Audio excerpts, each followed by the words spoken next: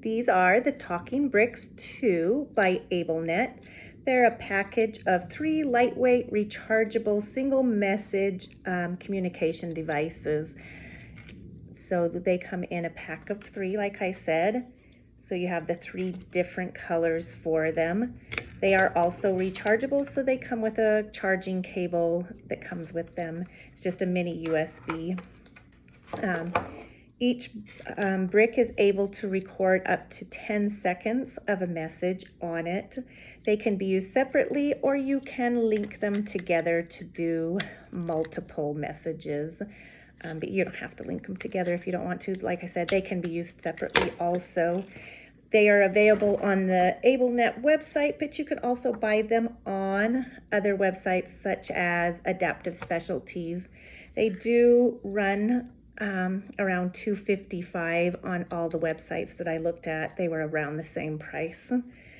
Okay, some things about our Talking Brix 2 is that they are pressure sensitive, so they just have to be pressed. They are pretty small. They are only about 2.5 inches by 2.5 inches.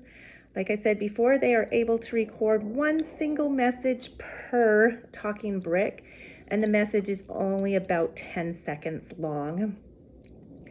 They only weigh a few ounces. They do have a magnet on the back that's built in, so that if you want to put them up on a magnetic surface, you can. We put Velcro on the back of ours just for what we're going to use it for.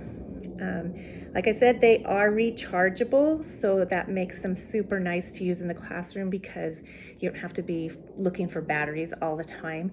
They do have the instructions on the back on how to record the messages, but to record the messages, you just have to turn it on, and then it's going to give you the message that was already on there. Next. But then if you just wait for the light to blink,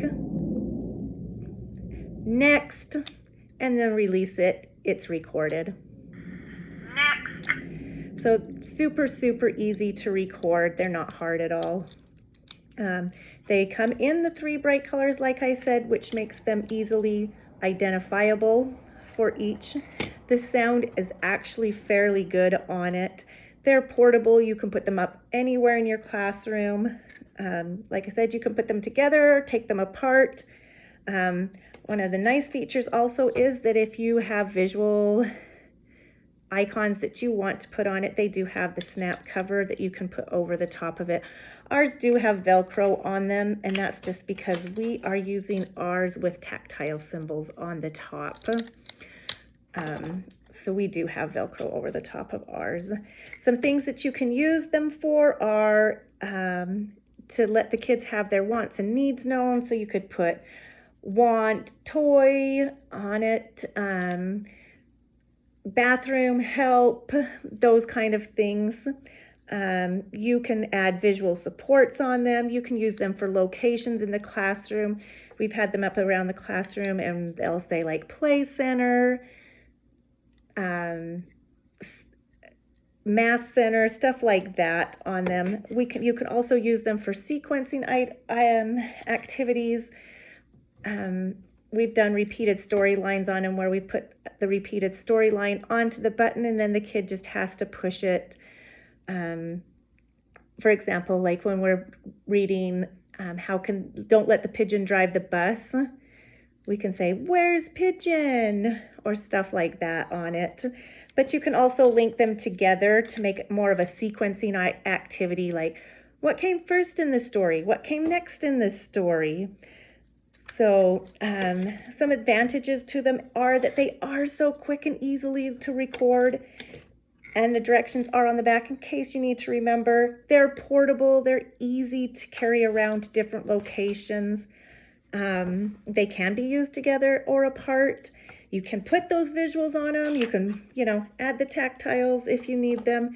They are rechargeable. Some of the disadvantages are that they only do record 1 message. So if you have that kid that needs more than 1 message on the button, then these probably wouldn't be for you. They are kind of pricey for what you're looking for. We do have other buttons in our classroom that we've bought for less, but these are nice because they are so small. And we have noticed that they, after a while, sometimes don't hold their charge as well. As the older they get, they don't hold the charge as well.